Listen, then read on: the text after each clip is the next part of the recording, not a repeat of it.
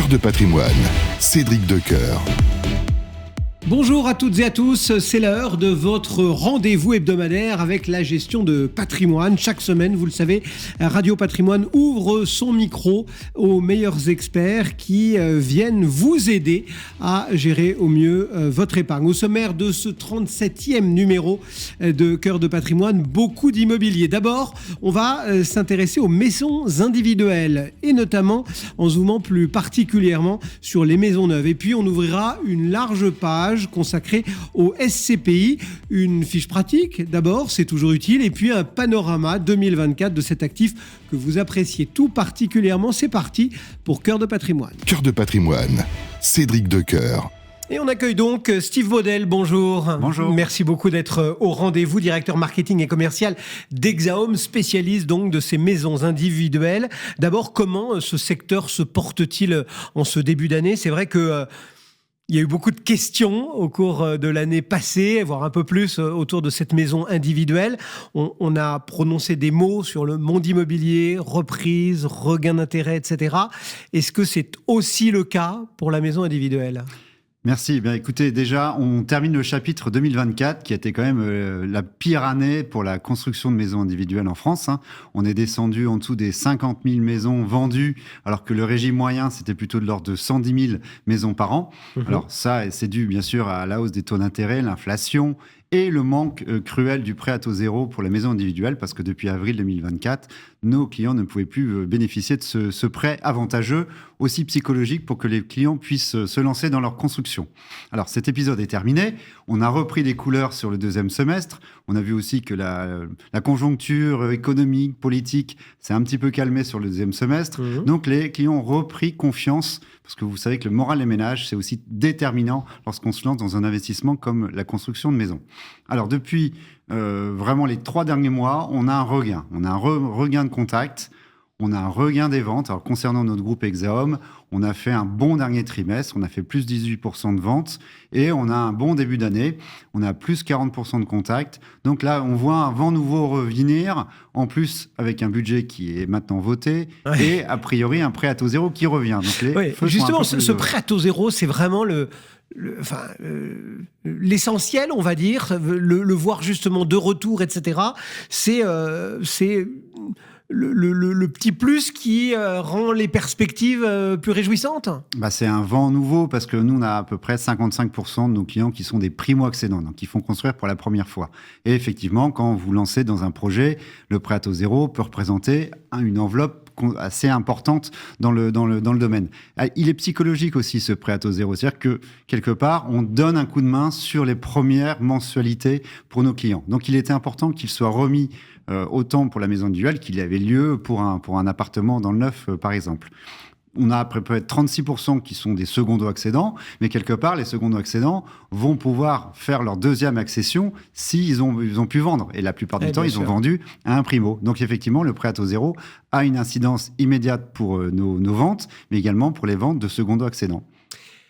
Vos ventes, elles concernent quoi ?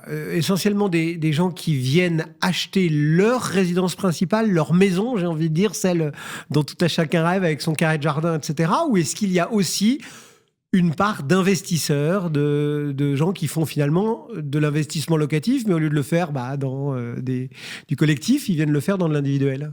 Alors bien sûr, la maison individuelle, c'est un attrait pour les investisseurs, parce qu'il y a plein d'atouts, on y reviendra tout à l'heure. Nous, les investisseurs locatifs, c'est à peu près 6% de nos clients. Alors, c'est pas énorme, parce qu'on est plutôt, nous, catalogués comme un constructeur de maisons généraliste sur mesure, avec plutôt une tendance de maison de l'ordre de 105-110 mètres carrés. Néanmoins, on a un tiers de nos maisons qui sont en dessous de 90 mètres carrés, et ça correspond parfaitement à la typologie des achats pour un investisseur. Alors justement, si on s'intéresse, si on rentre un petit peu dans le leitmotiv de ces investisseurs, pourquoi est-ce que ce serait intéressant de se dire je vais investir dans une maison individuelle et la louer ? Alors, il y a plusieurs atouts pour louer, pour investir dans une maison individuelle. Déjà, se projeter sur l'occupant. Alors, l'occupant, lorsqu'on veut mettre un bien en location, on s'assure que ce bien répond à une demande. D'accord. Et alors, ce qui concerne le manque de logement en France, il s'avère qu'il manque beaucoup de T3, T4. Donc, c'est pour ça que la maison peut rentrer typiquement dans le spectre des investisseurs. Deuxièmement, la maison individuelle, c'est comme le logement préféré des Français. Donc, il y a un attrait plus fort lorsque vous êtes dans une maison par rapport à un appartement. Les locataires vont parfois prendre un peu plus soin de leur maison parce qu'ils se projettent. Il y a un extérieur, donc on peut mieux louer parfois son logement. Puis il y a une notion de rentabilité intéressante dans la maison individuelle parce que souvent, nos maisons, pour un investisseur, sont dans un parc où il y a des résidences principales. Donc, quelque part, il n'y aura pas une décote lorsqu'il y a une revente. D'accord. Donc, valeur alors patrimoniale que dans un augmente. immeuble qui aurait fait l'opération, l'objet d'une opération immobilière, souvent, il y a beaucoup de locataires. Au bout de 9 ans, par exemple. Qui sont sur des plans où tout le monde termine en même temps. Est-ce qu'il y a aussi moins de turnover, peut-être ? Est-ce que les locataires qui rentrent dans une maison à louer, ils restent plus longtemps que dans un appartement équivalent, puisqu'on parlait de T3, T4 ? Alors oui, parce que même dans une maison neuve, leurs charges, donc les économies d'énergie qu'ils vont avoir dans une maison, sont plus importantes que dans un logement un peu plus ancien. Nous, elles sont aux normes, donc quelque part, ils sont bien, ils sont confortables. Il y a un rafraîchissement l'été, il y a un chauffage intéressant et pas trop onéreux l'hiver. Et souvent, la maison, quelque part, ça va être aussi la possibilité de l'acheter au bout d'un certain temps. Donc, pour l'investisseur, c'est double détente. Ils ont un locataire qui reste un peu plus longtemps, donc il y a moins de vacances locatives. Et quelque part, ils peuvent aussi être le futur acheteur. Et ça, vous le mesurez, vous accompagnez parfois des clients sur l'idée d'exploiter puis de revendre cette maison que vous aurez construite ? Alors, on suit nos clients et puis on a des choses très intéressantes à leur proposer parce qu'on a un parcours client qui dure assez longtemps quand même dans la maison. Hein. Il y a 10 ans de garantie sur l'assurance dommage ouvrage, donc on garde un lien avec eux. On leur propose éventuellement de la gestion et on leur propose également d'agrandir, de faire une extension. S'ils veulent améliorer le patrimoine de leur maison, on peut aménager les combles, on peut faire une extension. Et depuis quelque temps, là, on peut même leur proposer une teen house dans leur jardin afin de pouvoir augmenter la surface de mètres carrés qu'ils pourraient avoir. Oui, c'est ça. C'est un truc de plus en plus en vogue. Hein. Il y a quelques noms qui ont émergé ces dernières années. Et vous avez acquis Natibox, donc construction de studios de jardin. Vous nous en dites quelques mots ? Parce que c'est une solution aussi pour... c'est presque une pièce en plus. Hein. Alors, ça peut être une pièce en plus. Ça peut être pour des investisseurs également une manière de diversifier son portefeuille. Avoir donc 20 ou 30 mètres carrés dans un endroit bien situé où le foncier a une valeur importante, de pouvoir donc faire un investissement locatif. Effectivement, Natibox, c'est une concession que nous proposons sur toute la France. Et là, ce qui est important, c'est que nos Natibox sont produites en France avec une usine qui est fait de l'ossature bois. Et donc, ces Natibox, elles sont construites en usine et on vient les déposer directement dans le jardin de l'investisseur avec, on prépare le terrain, mais ça va très vite. Et le studio est complètement aménagé. Donc et on choisit son aménagement. Enfin, je veux dire, ça peut être studio, mais je disais une pièce en plus. C'est-à-dire, ça peut être, par exemple, le bureau dans lequel on va faire du télétravail. Ça peut être... Tout à fait. Aujourd'hui, c'est un tiers de nos Natibox qui sont à destination d'un investissement locatif. D'accord. Les autres destinations sont, bien sûr, vous l'avez dit, le télétravail, ça peut être aussi l'hébergement d'un aîné, hein, clairement. Donc, c'est mieux de l'avoir près de chez vous. Et ça peut être aussi un endroit pour travailler, une profession libérale qui a envie d'avoir son espace à lui et pas être dans la maison directement. Donc là, vraiment, depuis l'après-Covid, on a vu arriver cet aspect de télétravail. C'est pour ça qu'on a voulu, nous, investir dans cette usine et de produire nous-mêmes nos Natibox et les proposer partout en France. Alors, on essaye, Steve Baudel, dans Cœur de patrimoine, d'être aussi très pratique. Alors, belle description de cet intérêt que pourrait avoir la maison individuelle, y compris pour un investisseur. Aujourd'hui, justement, pour celles et ceux qui nous écoutent, est-ce que vous avez 3-4 conseils un peu clés à leur donner pour aborder cette idée, cette aventure de la maison individuelle ? Alors, le premier conseil, c'est bien sûr de sélectionner un opérateur qui va pouvoir les accompagner sur toute la période de la construction, bien sûr, mais également l'aspect en amont. C'est-à-dire que bien choisir un foncier, ça c'est important. Choisir la typologie. Comme nous, on fait vraiment des maisons sur mesure, on peut vraiment conseiller l'investisseur sur le nombre de chambres, sur la surface qui va répondre à une vraie demande locative. Donc nous, on fait des études avec les investisseurs. Hein. Donc ça, c'est important. Une bonne conception en amont. Intégrer le coût global et quelque part l'entretien de la maison qu'ils n'auront pas à faire quand c'est une maison neuve. Parce que aujourd'hui, on est à 95% en pompe à chaleur. Donc, vous voyez, ça apporte une économie pour le locataire, mais également pour l'investisseur. Mais il aura une valeur patrimoine qui sera améliorée. Donc, vraiment une bonne conception au départ, une bonne étude. Prendre le temps d'étudier son marché, le lieu, la construction, etc.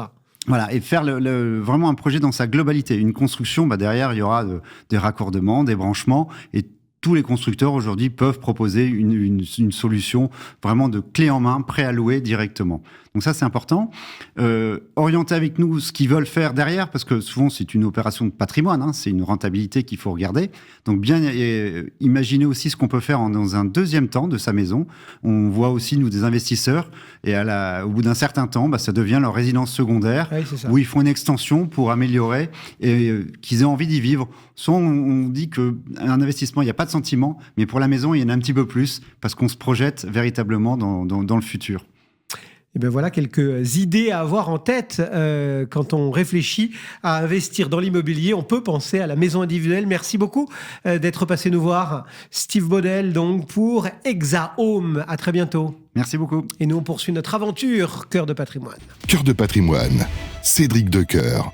Cœur de patrimoine cette semaine très coloré immobilier. Après avoir causé de la maison individuelle, on ouvre une large page consacrée au SCPI. On va profiter de l'expertise de Yann de Florenne dans un instant pour proposer une petite fiche pratique de cette SCPI qui vous intéresse beaucoup. Et puis, dans un instant, on ira aussi faire un petit panorama de 2024 grâce à France SCPI. Yann, bonjour. Bonjour Cédric. Merci d'avoir répondu à l'invitation de Cœur de patrimoine, directeur associé de Modo Patrimoine.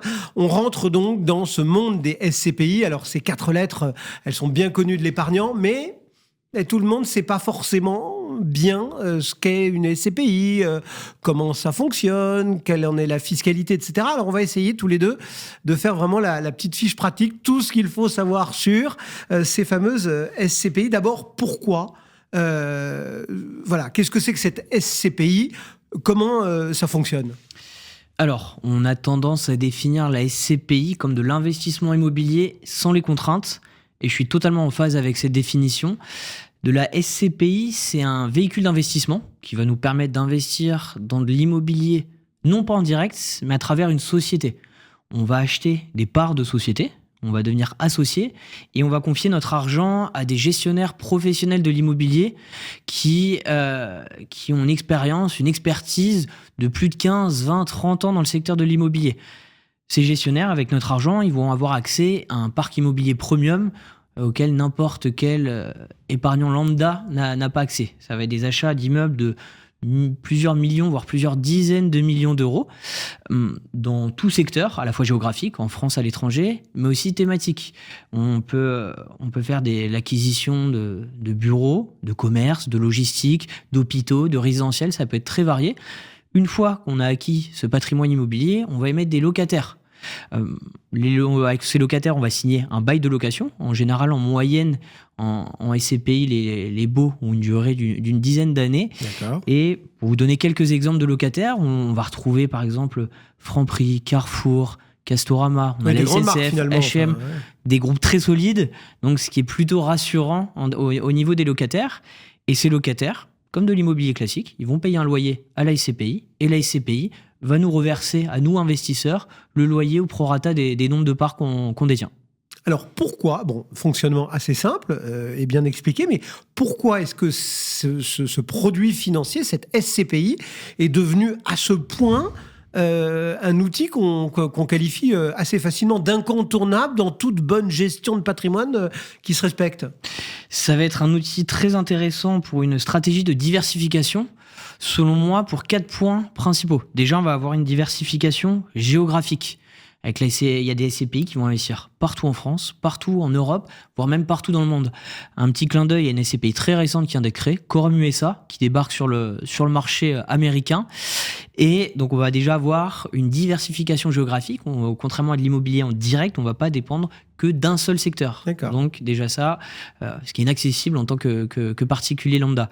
Ensuite, diversification thématique. comme je l'ai dit précédemment, on va avoir des SCPI, on peut investir dans n'importe quel secteur d'activité, commerce, hôpital, ça évite logistique. de se faire plomber parce qu'il y a un problème dans le bureau. Exactement, ça évite de ne dépendre pareil que d'un seul secteur d'activité. Troisièmement, ce qui va être intéressant, c'est la mutualisation du risque. En SCPI, on va être des dizaines de milliers d'associés à partager, à porter le risque, à porter l'investissement. Et deuxièmement, les SCPI, elles vont avoir des dizaines, voire des centaines de locataires différents. Ce qui fait que si jamais il y a un locataire qui ne paye pas, ça va être compensé par tous les autres locataires. Versus immobilier en direct, on a un appartement, notre locataire il nous paye pas, on le ressent immédiatement dans notre poche. Et enfin, dernier point qui est plutôt important, c'est au niveau de la liquidité. On peut avoir une liquidité qui va être plus importante que de l'immobilier en direct. Je m'explique. Aujourd'hui, on achète un appartement à 100 000 euros. Ouais. On a besoin de récupérer 30 000 euros. On ne peut pas vendre une pièce de l'appartement. Je ne peux pas dire je vends ma salle de bain, je récupère 30 000 euros de cash.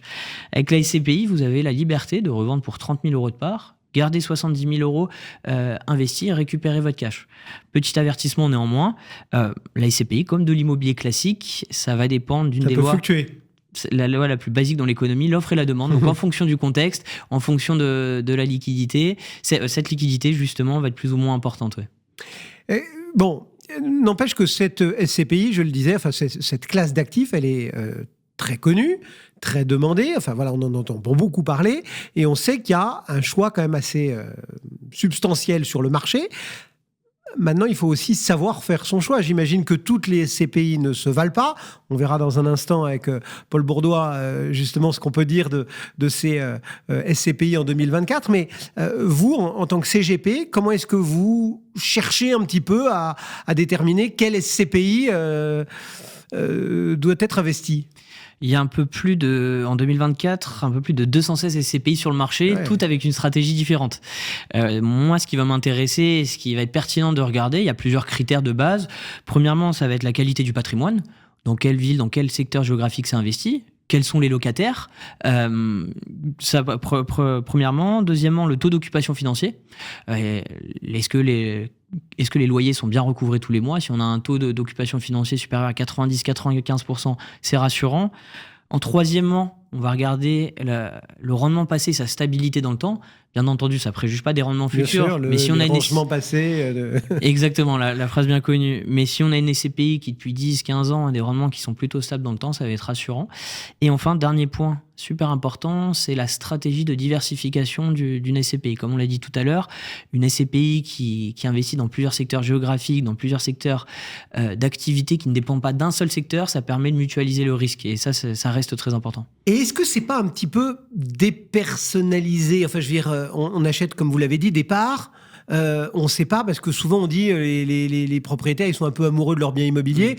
Là, j'ai envie de dire, on sait où on est ou on ne sait pas. Enfin, on sait, par exemple, que tel immeuble, j'en ai une petite part. Ou on sait tout ça quand on détient des parts des SCPI. On peut vraiment savoir, telle adresse, c'est un peu chez moi.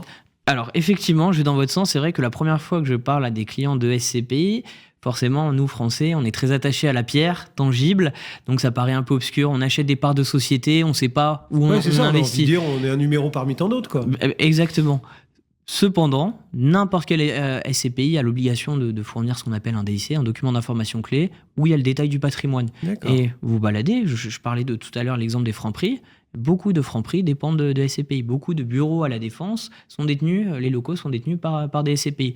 Donc vous pouvez très bien vous balader dans Paris, en province ou ailleurs, en vous disant « je suis propriétaire d'un bout de cet immeuble ». C'est tout à fait possible de le savoir, oui. Bon, pour autant, c'est quand même de l'immobilier facile, non ? C'est-à-dire que on sait que quand on est investisseur locatif, parfois on est appelé pour aller changer de chasse d'eau qui fuit. On peut avoir ce type de soucis. Il faut parfois s'occuper des quittances de loyer si on n'a pas donné en gestion. Quand il y a du turnover, il faut s'en occuper aussi. Et on dit souvent, les SCPI, en fait, c'est de l'immobilier facile. On n'a rien à faire. On investit et après, ça tombe tout seul. C'est un peu vrai ? Je suis totalement d'accord et je vous réponds avec un grand oui. Aujourd'hui, dans de l'immobilier en direct, lorsque vous voulez investir, vous devez déjà sélectionner le secteur où vous allez acheter, la ville. Ensuite, dans la ville, trouver l'appartement. Une fois que vous allez l'appartement, potentiellement refaire des travaux. Ensuite, chercher le locataire, gérer le locataire, gérer les travaux imprévus, les quittances de loyer, les régules de charge. C'est très chronophage. Mon but, c'est pas du tout d'opposer immobilier direct et indirect. Là, c'est plus un comparatif, alors que versus SCPI, Vous investissez votre argent, vous attendez vos loyers, et c'est tout. Quand on investit en immobilier, et c'est d'ailleurs un des gros points positifs de l'immobilier patrimonialement, c'est d'utiliser le levier du crédit. En clair, c'est la banque, pour ainsi dire, qui finance le bien immobilier, ou en tout cas qui vous aide à financer ce bien immobilier. C'est possible en SCPI, on peut acheter une SCPI et taper à la porte de son banquier en disant « Dis donc, il faudrait me faire un prêt ». Totalement possible d'investir en SCPI à crédit. Néanmoins, il y a des avantages, des inconvénients. C'est-à-dire les avantages pour la SCPI à crédit, premièrement, c'est que beaucoup d'organismes permettent d'emprunter quasi sans apport. On va juste avoir quelques centaines d'euros pour les frais de dossier. D'accord. Aujourd'hui, dans l'immobilier en direct, on est plus 10, 15, 20% d'apport. Deuxièmement, ce qui va être intéressant, c'est qu'on va avoir une participation mensuelle qui va plutôt être stable dans le temps. On va avoir d'un côté le crédit, de l'autre les loyers, et pas de mauvaise surprise. À la fin de l'année, il n'y aura pas de taxe foncière, une régule de charge ou des travaux imprévus. Ouais. Donc ça permet de prévoir, de budgétiser un petit peu. Ce qui va être intéressant aussi, c'est que lorsqu'on fait de l'emprunt à crédit, on va pouvoir déduire fiscalement les intérêts. Donc ça, bien entendu, ça va être un avantage fiscal. Au niveau des inconvénients, je vois deux inconvénients majeurs. Premièrement, c'est au niveau des taux d'intérêt.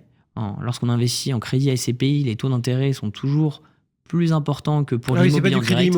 C'est à mi-chemin entre crédit conso, crédit immo. Quelques clients exceptionnellement parviennent à obtenir du crédit immo pour de la SCPI, mais en général, voilà, les taux sont plus élevés. Et deuxièmement, c'est qu'il est très difficile, voire quasi impossible, de renégocier son taux. Et ça, quand les taux baissent, forcément, c'est préjudiciable pour l'investisseur en SCPI à crédit. Ouais. Bon, vous avez presque dit un mot déjà de fiscalité. Ça, c'est inévitable. Dès qu'on parle de patrimoine en France, d'épargne, forcément, il faut parler de fiscalité. Justement, qu'est-ce qu'il en est de la fiscalité de ces revenus de SCPI ? Est-ce qu'il y a des stratégies d'optimisation ? Est-ce qu'il y a des avantages fiscaux ? Enfin voilà, à quelle sauce on est mangé quand on investit en SCPI, fiscalement parlant, j'entends ? D'un point de vue fiscal, la SCPI, les revenus de SCPI sont assimilés à des revenus fonciers. D'accord. Donc, ils vont être soumis à votre taux marginal d'imposition, qui va de 0 à 45%, plus aux prélèvements sociaux de 17,2%. Donc, si l'investissement est mal calibré, il va y avoir un impact fiscal qui peut être très conséquent et forcément qui va venir grignoter le rendement. D'accord. Il y a des solutions d'optimisation. Premièrement, on l'a dit, l'investissement à crédit, on va pouvoir déduire fiscalement les intérêts, donc faire baisser les loyers nets imposables et donc la fiscalité. Mais deuxièmement, une solution qui est très intéressante, c'est de sélectionner des SCPI dont le patrimoine est situé à l'étranger. On est fiscalisé dans le pays où est généré le revenu, où est situé le patrimoine. D'accord. Une SCPI qui a son patrimoine 100% à l'étranger, je vous apprends rien en vous disant que la France, on est un des pays où la fiscalité est la plus conséquente. On en entend tellement parler. Surtout en ce moment. C'est une bonne source d'optimisation parce que dans les SCPI qui investissent à l'étranger, les loyers, la fiscalité sur les loyers est optimisée parce que la fiscalité étrangère est beaucoup plus douce que la fiscalité française. Donc voilà, mais donc pas d'avantage fiscal attaché à quelque SCPI que ce soit, c'est un actif immobilier comme un autre, on est d'accord ? Exactement, c'est ça. Bon, je le disais en préambule, les SCPI, c'est un peu le truc dont tout le monde parle, et tant et si bien que ces derniers mois, on en a un peu plus souvent parlé négativement que positivement, en tout cas pour certaines SCPI. Est-ce qu'il y a des enseignements à tirer de cette crise, entre guillemets, des SCPI ? Exactement. Alors, depuis 2023, il y a à peu près une trentaine de SCPI sur les 216 qui existent qui ont connu une baisse de leur prix de part. La valeur de leur SCPI, de leur part, a baissé. Et ces SCPI qui ont connu des baisses, on observe deux points communs. Premièrement, c'est une absence de maîtrise de la collecte. Il y a pas mal de SCPI qui se retrouvent avec beaucoup plus d'argent qu'elles n'en avaient besoin, sans savoir trop quoi en faire. Donc l'argent n'était pas investi, il n'y avait pas de rendement, donc perte d'intérêt. Et deuxièmement, c'est des SCPI qui étaient monocentrés et qui n'étaient pas diversifiés ni géographiquement, ni thématiquement. On a l'exemple, c'est vrai, des bureaux à la Défense, par exemple, où il y a eu une belle baisse. Un autre exemple assez concret, qui remonte un petit peu, mais mars 2020, Covid, premier confinement, c'était toutes les SCPI qui étaient investies 100% en hôtel. Pendant quelques mois, voire années, les hôtels, il n'y avait plus de revenus, donc une baisse des prix de part. Ouais. La diversification, ça reste quelque chose de super important, ne pas mettre tous les œufs dans le même panier. Ouais. Bon, pour terminer, qu'est-ce qu'on donne comme petits tips à un auditeur qui, ce matin, se dirait, tiens, je vais faire de la SCPI? Alors, bien entendu, tous les conseils doivent être personnalisés, ça dépend de la situation, l'âge, l'horizon de placement, la stratégie. Mais si je devais donner quelques conseils généraux avant d'investir en SCPI, tout d'abord, c'est considérer la SCPI comme un investissement de long terme. C'est pas un produit de spéculation, contrairement à une action. C'est plus un produit de rendement pour se créer des revenus complémentaires. On n'achète pas une SCPI pour la revendre dans un an en espérant faire x2. Premièrement.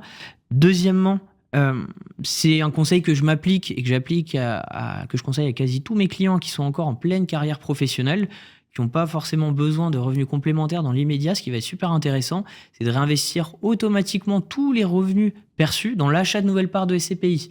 Et ça, l'effet multiplicateur des intérêts composés, il est incroyable et ça peut donner des très beaux patrimoines sur le long terme. Et enfin, si je devais donner le dernier conseil qui est pour moi le plus important, si vous voulez bien réussir votre investissement SCPI, c'est tout simplement de venir me voir. Voilà, tapez Mono Patrimoine et vous aurez le bon interlocuteur, Yann de Florenne. Merci Yann. Merci Cédric. D'être passé. Et puis tiens, tant qu'on fait votre promo et puisque vous parlez des intérêts composés, on avait causé de tout ça. Donc en cherchant bien dans le moteur de Radio Patrimoine, vous retomberez sur le petit exposé qu'on avait fait sur ces intérêts-là. À très bientôt. Et nous, on continue Cédric. Notre voyage dans le monde des SCPI. On va regarder justement ce qui s'est passé en 2024. À tout de suite. Cœur de patrimoine, Cédric Decoeur. Et pour compléter donc ce panorama immobilier lié au SCPI, on accueille Paul Bourdois. Bonjour Paul. Bonjour Cédric Decoeur. Merci d'être au rendez-vous, cofondateur de France SCPI. Alors on vient avec Yann de Florenne de faire vraiment la petite fiche pratique pour toutes celles et ceux qui ne connaîtraient pas encore ce fameux monde des SCPI. Avec vous, on va regarder un peu comment s'est passé 2024, etc., de voir ce qu'on peut dire de ces fameuses SCPI. Et d'abord, d'un phénomène qu'on a remarqué au cours des derniers mois, c'est vraiment une espèce de polarisation croissante du marché de ces SCPI, où finalement quelques-unes captent une grosse partie des flux, pendant que les autres sortent un peu les rames. Oui, et qu'est-ce que vous voulez que je vous réponde à ça? Comment on explique qu'il y ait un petit peu cette polarisation un peu extrême? Ça tient en un seul mot et je vais vous le répéter 3 fois, c'est le rendement et le rendement. Ouais. Aujourd'hui, donc on ne regarde plus que ça. Alors on ne regarde plus que ça, c'était déjà le cas auparavant, et évidemment on le comprend, vous comme moi en tant qu'épargnant, on est attiré vers le rendement, les SCPI qui rémunèrent le plus l'argent qu'on a mis beaucoup de temps à gagner. Et en effet, aujourd'hui, il y a une polarisation, vous le disiez, une fragmentation vraiment des rendements. Il y a le meilleur et le pire. Je ne dis pas que c'est un bon raisonnement, mais en tout cas, il y a des SCPI qui atteignent les 10% de rendement. Donc forcément, quand la moyenne est aux alentours de 4,7%, on peut se poser des questions et on peut être attiré par ces SCPI qui rémunèrent le plus. Et qu'est-ce qui contribue finalement, si on devait essayer de pointer quelques facteurs clés qui contribuent à ce rendement moyen des SCPI que vous venez de citer? Quel serait-il ? En fait, ce qui permet d'avoir ce rendement stable, cette moyenne stable de 4,7%, je crois qu'il ne faut pas, dans un premier temps, oublier que le sous-jacent de la SCPI, c'est de l'immobilier. Donc l'immobilier, c'est relativement stable dans le temps. On n'a jamais plus de 8% de rendement, mais jamais plus de moins de 4% en moyenne, évidemment. Et puis, il y a une autre chose qui fait qu'on a du rendement et un rendement stable dans le temps, en dépit des meilleurs et des pires, c'est évidemment l'aspect diversification. C'est-à-dire que dans une SCPI, vous pouvez investir sur différentes classes d'actifs, différentes typologies, et ça permet d'avoir différents cycles immobiliers avec soi, et puis différents rendements, tout simplement. Et c'est vraiment ce mot-là que Yann de Florenne prononçait déjà, le fait de se diversifier. C'est aussi celles qui étaient les plus diversifiées qui s'en sont le mieux sorties lors de la crise des SCPI ces derniers mois. Quels sont un petit peu leurs... je ne sais pas si on peut dire leur martingale, mais ce qui les caractérise le plus, la stratégie qu'elles ont adoptée pour être à ce point diversifiée et performante? Alors, c'est pas tant la diversification qui joue, parce qu'aujourd'hui, on se rend compte que avant, il y avait des SCPI ultra spécialisées, donc chacune dans leur classe d'actifs, bureaux, commerce, etc. Aujourd'hui, elles sont majoritairement toutes diversifiées. Et elles tendent à être toutes diversifiées. Donc, c'est pas tant la diversification qui joue, c'est plutôt la nouveauté. Et l'aspect nouveauté, l'aspect lancement dans les 2 dernières années fait qu'elles profitent d'un moment de marché. On dit souvent un momentum pour faire savant. Un moment de marché qui est extrêmement intéressant, qui est favorable aux acheteurs et pas aux vendeurs. Et donc, en achetant aujourd'hui des actifs, eh bien, elles s'assurent, même si rien n'est garanti dans les SCPI et dans l'immobilier, mais elles s'assurent d'avoir un rendement, de servir un rendement intéressant à leurs clients. C'est plus ça qui joue. Mais c'est-à-dire, vous observez vraiment scrupuleusement l'ensemble des SCPI, etc., pour les analyser et les proposer à celles et ceux qui suivent France SCPI. Aujourd'hui, comment est-ce que... Enfin, vous avez l'impression qu'elles repensent un peu leur stratégie, qu'elles essayent d'ajuster dans ce monde immobilier qui est quand même basé sur des tendances très longues, très lourdes, etc., pour justement rester attractive, performante, etc. Il y a une revue stratégique, par exemple ? Alors, ce qui est sûr, c'est que, comme je le disais à l'instant, avant, les SCPI étaient assez monotypologiques. Elles étaient monotypologiques et puis elles étaient monogéographiques, on peut dire. En tout cas, elles restaient en France et principalement sur des bureaux, puisque c'est ce qui compose majoritairement l'immobilier d'entreprise, donc qui est l'immobilier dans lequel investissent les SCPI. Et il se trouve qu'aujourd'hui, elles peuvent, investir sur différentes classes d'actifs. Elles sont pas cantonnées à une seule classe. Et puis 2, elles peuvent aussi investir hors de France, ce qui est favorable aux associés in fine, puisque la fiscalité est adoucie et donc la performance est meilleure. Et donc, elles repensent de cette manière, comme vous pouviez le suggérer, elles repensent de cette manière la rentabilité, elle se renouvelle en effet. Et les SCPI, elles sont polymorphes, donc elles peuvent avoir différents axes d'investissement. Je parlais de la crise qui a frappé les SCPI, ou en tout cas certaines SCPI, mais ça a un peu ressurgi sur l'ensemble de la classe d'actifs. Et on a observé, notamment il y a un peu plus d'1 an, une baisse quand même assez significative des flux. Vous en parliez au début. Est-ce que, de l'importance de ces flux, j'entends. Est-ce que ça a des implications, on va dire, pour les investisseurs ? Parce que, bon, les SCPI, elles ont dû faire avec, elles ont dû gérer tout ça. Mais est-ce que pour les investisseurs, ça a eu un impact en 2024, par exemple, d'avoir eu un peu moins de rentrées en fin 2023 ? Alors, ça a 2 impacts. Le premier, positif, évidemment, pour les nouvelles SCPI qui se lancent, forcément, elles captent plus de collecte. Et donc, elles sont à un moment de marché, comme on le disait, qui est plus intéressant. Donc, elles ont un meilleur rendement. Donc, elles captent encore plus de collecte, etc., etc. Donc, c'est vertueux. C'est vertueux, etc. Et vous avez raison. Et à l'opposé, vous avez des SCPI plutôt anciennes, qui ont un portrait robot plutôt... qui ont des traits communs plutôt bancaires, plutôt années 80, plutôt investis sur des bureaux en Île-de-France, qui, elles, en effet, pâtissent un peu de la non-collecte, ou du moins qui doivent se réinventer. Et cette réinvention, elle passe par un arbitrage. Elles doivent faire un focus sur l'arbitrage, être assez actives.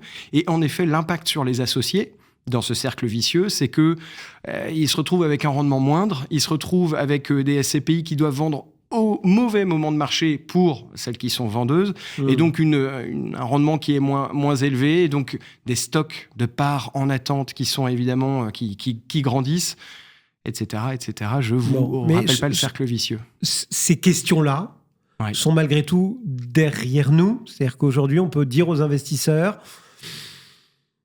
les ajustements de prix de part, tout ça, ces réévaluations, c'est dans le rétro. Aujourd'hui, la SCPI est repartie de l'avant ? Alors, je ne suis pas devin. Évidemment. Non, mais bien sûr. Sinon, je ne serais pas là. Mais je pense qu'il y a encore quelques corrections. J'espère que même devin, vous viendriez me voir un petit peu. Et je vous dirai sur quoi investir. Il y a quand même des choses qui sont importantes. C'est que je pense qu'on n'a pas fini la correction sur certaines SCPI. D'accord. Certaines SCPI qui ont un portrait robot commun, qu'on évoquait à l'instant, je pense qu'elles n'ont pas fini de corriger. Et en effet, on va voir des arbitrages assez forts dans les prochains mois. Celles, en revanche, qui sont en montée en puissance, là, pour le coup, je pense qu'il n'y a pas de souci à se faire. Et pour elles, la crise est forcément porteuse, si on peut parler de crise. Et il y a des défis, entre guillemets, qui vous semblent incontournables aujourd'hui, que les SCPI doivent relever pour être dans le wagon de tête, on va dire. Oui, voilà. Alors, les défis clairs, c'est ne pas trop collecter trop fort, trop rapidement. Donc savoir parfois fermer la collecte ? Pas fermer, mais enfin, je veux dire... Fermer, en tout cas modérer, parce que ce qu'on reproche aux SCPI qui ont trop collecté, qui sont obligés de dévaloriser aujourd'hui, c'est précisément qu'elles ont trop collecté. Et on encense celles aujourd'hui qui sont nouvelles, qui collectent fort et qui concentrent la collecte. Mais finalement, on encense exactement les SCPI pour les mêmes raisons pour lesquelles on peut critiquer les SCPI qui dévalorisent. Donc, attention à cela. C'est les défis, je pense, de ces prochains mois, prochaines années. Et puis, je pense qu'il y a aussi un aspect...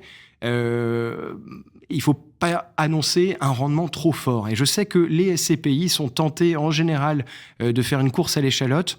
C'est pas parce qu'on a. Oui, c'est un peu comme rendement. les fonds euros en assurance vie. Il y a toujours le petit moment où il y a le tir groupé et il faut ressortir beau et fort. Exactement. Donc, on a des SCPI peut-être aujourd'hui. Ne faut-il pas le faire, c'est ça ? Peut-être ne faut-il pas le faire, ou en tout cas, peut-être ne faut-il pas axer toute sa communication là-dessus. Nous-mêmes, on est les premiers, France SCPI, à faire en effet des classements par taux de distribution décroissant, parce que c'est ce que recherchent les épargnants, mais je ne suis pas sûr que ce soit le seul argument sur lequel il faille appuyer, tout simplement. Juste pour terminer, Paul Bourdois, vous nous avez rappelé, et puis Yann l'avait fait aussi, que les SCPI se diversifiaient, qu'on pouvait effectivement être dans plusieurs zones, sur plusieurs typologies, etc. Est-ce que vous avez l'impression aujourd'hui qu'il y a tel ou tel choix qui doivent absolument être faits par une SCPI digne d'être sélectionnée, par exemple. Voilà, on a beaucoup pointé du doigt les bureaux au moment du Covid, les hôtels, les commerces. Enfin, il y a eu tout un tas d'actifs qui, parfois, ont instillé du doute. Est-ce que vous dites aujourd'hui, pour être dans le tiercé ou dans le quintet, une SCPI, elle doit être investie là-dedans et pas dans... Voilà. Alors... tous ses œufs dans le même... on met pas tous ses œufs dans le même panier. C'est ce que j'ai envie de dire. Et que, en effet, investir sur une typologie parce qu'on pense que cette typologie, elle a... ça peut être la santé, ça peut être la logistique, elle peut avoir un potentiel fou dans les prochaines années. Je pense que c'est une erreur. C'est ce qui s'est passé pendant les années Covid. Donc, à partir de 2020, on encensait, pour reprendre ce terme, la logistique, la santé, mais c'est des secteurs qui ont une profondeur de marché qui est moins élevée que d'autres classes d'actifs.